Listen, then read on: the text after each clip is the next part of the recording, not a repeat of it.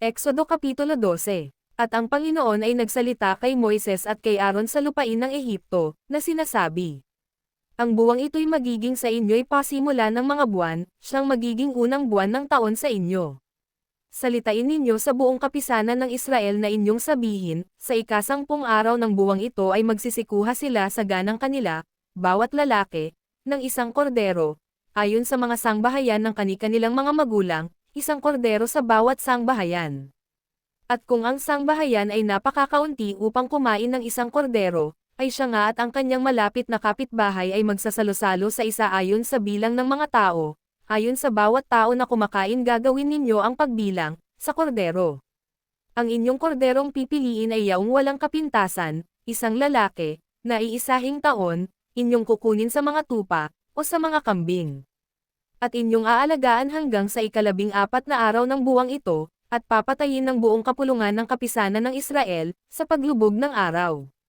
At kukuha sila ng dugo niyan, at ilalagay sa 2 haligi ng pinto at sa itaas ng pintuan, sa mga bahay na kanilang kakainan. At kanilang kakanin ang laman sa gabing yaon, na inihaw sa apoy, at tinapay na walang lebadura, kakanin nilang kaulam ng mapapait na gulay. Huwag ninyong kaning hilaw, o luto man sa tubig, kundi inihaw sa apoy, ang kanyang ulo pati ng kanyang mga paa at pati ng kanyang mga lamang loob. At huwag kayong magtitira ng anuman ni yaon hanggang sa kinaumagahan, kundi yaong matitira ni yaon sa kinaumagahan ay inyong susunugan sa apoy.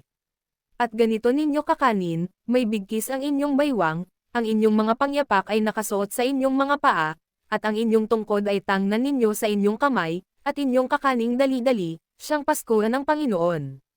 Sapagkat ako'y dadaan sa lupain ng Ehipto sa gabing yaon, at aking lilipulin ang lahat ng mga panganay sa lupain ng Ehipto, maging tao at maging hayop, at gagawa ako ng kahatulan laban sa lahat ng mga Diyos sa Ehipto, ako ang Panginoon.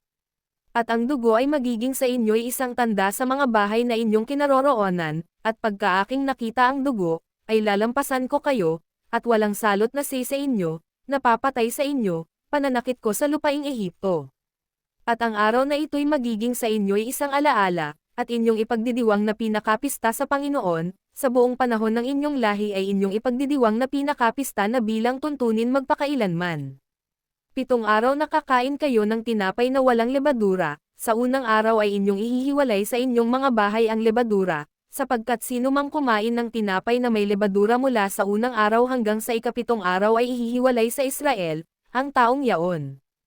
At sa unang araw ay magkakaroon kayo ng isang banal na pagkakatipon at sa ika-7 araw man ay magkakaroon din kayo ng isang banal na pagkakatipon, walang anumang gawa na gagawin sa mga araw na iyan, liban na yaong nararapat kanin ng bawat tao, na siya lamang maaaring gawin ninyo.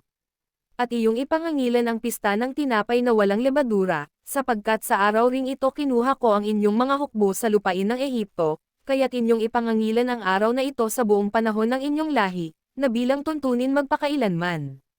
Sa unang buwan ng ika-14 na araw ng buwan sa paglubog ng araw ay kakain kayo ng tinapay na walang lebadura, hanggang sa ika-21 araw ng buwan, sa paglubog ng araw.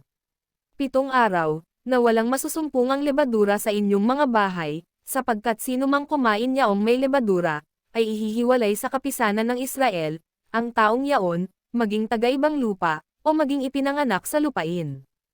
Huwag kayong kakain ng anumang bagay na may lebadura, sa lahat ng inyong mga tahanan ay kakain kayo ng tinapay na walang lebadura.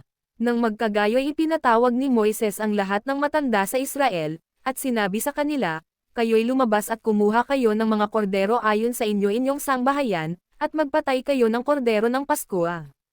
At kayo'y kukuha ng isang bigkis na hisopo, at inyong babasain sa dugo, na nasa palanggana, at inyong papahiran ng dugo na nasa palanggana, ang itaas ng pinto at ang 2 haligi ng pinto, at sino man sa inyo ay huwag lalabas sa pinto ng kanyang bahay hanggang sa kinaumagahan.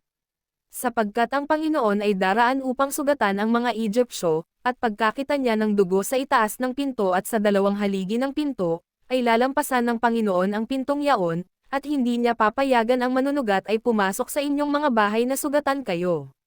At inyong ipangangilan ang bagay na ito, na pinakatuntunin sa iyo at sa iyong mga anak magpakailanman.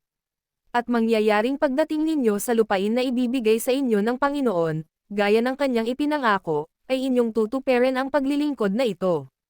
At mangyayaring pagsasabi sa inyo ng inyong mga anak, anong ibig ninyong sabihin sa paglilingkod na ito? Na inyong sasabihin, siyang paghahain sa Paskuhan ng Panginoon, na kanyang nilampasan ang mga bahay ng mga anak ni Israel sa Ehipto, ng kanyang sugatan ang mga Egyptyo, at iniligtas ang aming mga sangbahayan. At ang bayan ay nagyukod ng ulo at samamba. At ang mga anak ni Israel ay yumaon at ginawang gayon, kung paanong iniutos ng Panginoon kay Moises at kay Aaron, ay gayong ginawa nila. At nangyari sa hating gabi, na nilipol ng Panginoon ang lahat ng mga panganay sa lupain ng Ehipto, mula sa panganay ni Faraon na nakaluklok sa kanyang luklukan, hanggang sa panganay ng bilanggo na nasa bilangguan, at lahat ng panganay sa mga hayop. At si Faraon ay bumangon sa kinagabihan, siya at lahat ng kanyang mga lingkod, at lahat ng mga Egyptyo, at nagkaroon ng isang malakas na hiyawan sa Ehipto, sapagkat walang bahay na di mayroong isang patay. At kanyang tinawag si Moises at si Aaron sa kinagabihan, at sinabi, kayo'y bumangon, umalis kayo sa gitna ng aking bayan kayo at 10 ng mga anak ni Israel, at kayo'y yumaong maglingkod sa Panginoon, gaya ng inyong sinabi. Dalhin ninyo kapwa ang inyong mga kawan at ang inyong mga bakahan, gaya ng inyong sinabi, at kayo'y yumaon, at pagpalain din naman ninyo ako. At pinapagmadali ng mga Egyptyo, ang bayan, na madali ang pinaalis sila sa lupain, sapagkat kanilang sinabi, kaming lahat ay patay na. At dinala ng bayan ang kanilang masa bago humilab, na nababalot ang kanilang mga masa sa kani-kanilang damit sa ibabaw ng kani-kanilang balikat. At ginawa ng mga anak ni Israel ayon sa salita ni Moises, at sila'y humingi sa mga Egyptyo ng mga hiyas na pilak, at mga hiyas na ginto, at mga damit. At pinagbiyayaan ng Panginoon ang bayan sa paningin ng mga Egyptyo, ano pat ibinigay sa kanila anumang hingin nila. At kanilang hinuberen ang mga Egyptyo. At ang angkan ni Israel ay naglakbay mula sa Ramses hanggang sa Sukat, na may 600,000 lalaki na naglakad, bukod pa ang mga bata. At isang karamihang sama-sama ang samampa rin namang kasabay nila, at mga kawan, at mga bakahan, na napakaraming hayop. At kanilang nilutong mga munting tinapay na walang lebadura ang masa na kanilang kinuha sa Ehipto, sapagkat hindi pa humihilab, sapagkat sila'y itinaboy sa Ehipto, at hindi sila nakatigil o nakapaghandaman ng anumang pagkain. Ang pakikipamayan nga ng mga anak ni Israel, na ipinakipamayan nila sa Ehipto, ay 430 taon. At nangyari sa katapusan ng 430 taon, ng araw ding yaon ay nangyari, na ang lahat ng mga hukbo ng Panginoon ay umalis sa lupain ng Ehipto.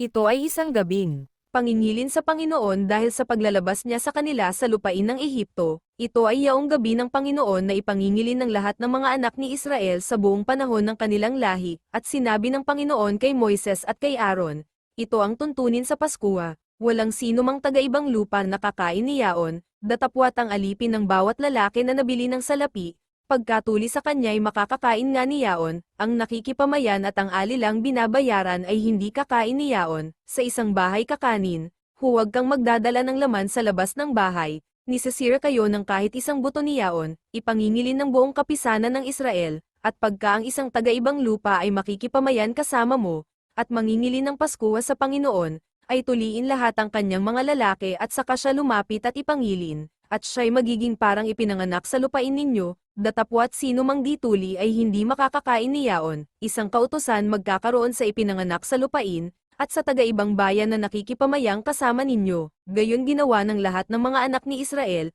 kung paanong iniutos ng Panginoon kay Moises at kay Aaron, gayon nila ginawa, at nangyari ng araw ding yaon, na kinuha ng Panginoon ang mga anak ni Israel sa lupain ng Ehipto, ayon sa kanilang mga hukbo,